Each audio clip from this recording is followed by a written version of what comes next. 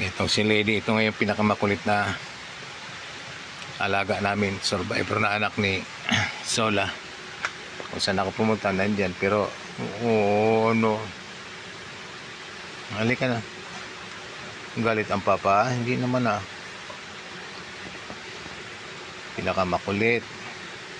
Pinakabusado dahil nung nagkasakit dito, talagang inalagaan ng gusto. Binilhan pa ng inihaw na manok para lang kumain. So, mula nun, napaka ano na siya, napaka spoil na, no, di ba, no, yun.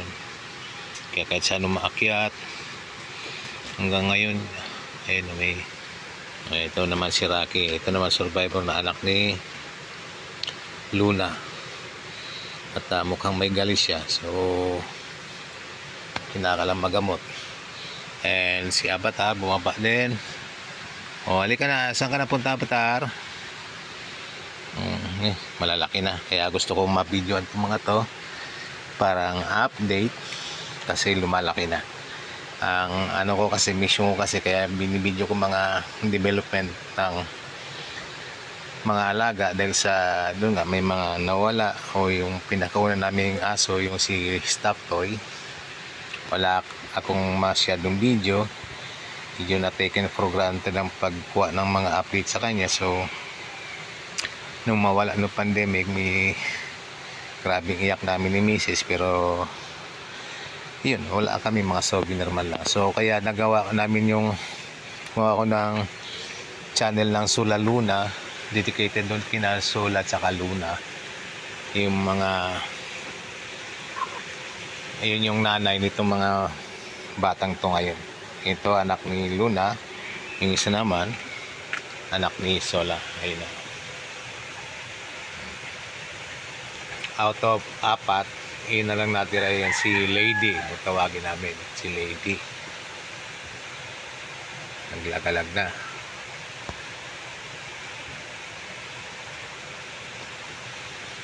At ito naman si Rocky.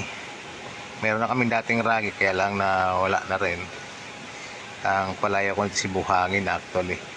Ito naman, nag-iisa ring survivor ni Luna. Yan. Ang anak ni Luna, 10 yung anak niya. Ito lang nadira. So, hindi talaga namin pinapabayaan, kasi mga survivors na to. May sakit siya ngayon na galis, pero tingin ko madali naman siyang mapapagaling. Alright. So yun lang. Update nila ako saglit, and tingnan ko nga yung mga alaga ko dito sa taas, kasi itong mga alaga ko natuto ng umakyat dito sa second floor. Ay sus, kasarap ng buhay. Kasarap ng buhay ni Luna. Dahil inayos ko tong mga materials dito kagabi. Inabot ako ng gabi dahil nga doon sa bagyo, and nagkaroon ng space dito. Dito na tumambay itong batang to. Sarap ng buhay. O, nakabang na naman. Hanapin natin si Zola, ang aming baby na Zola. Where are you? Aba, wala dito. Naglawa. Okay, wala dito. Oh, so wala si ano. Wala si Sola. Nagliwaliw pala. Ayan. So ayan si Bona.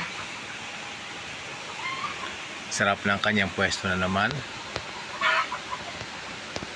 Female alpha na naman siya ngayon. Luna, harap mo sa ano, Luna. Ayaw, grabe. Deadma ako, deadma. Busy sa kanyang trabahong pagbabantay. Sa madaling sabi, pagmamarites. Okay. So, yan lang. Nag-ano lang ako ng konting update para naman ay ayan si Avatar. Avatar, kamukha ni Sola. Saan si Sola? Sige. Ayan na. Update lang naman ako. Thank you, thank you.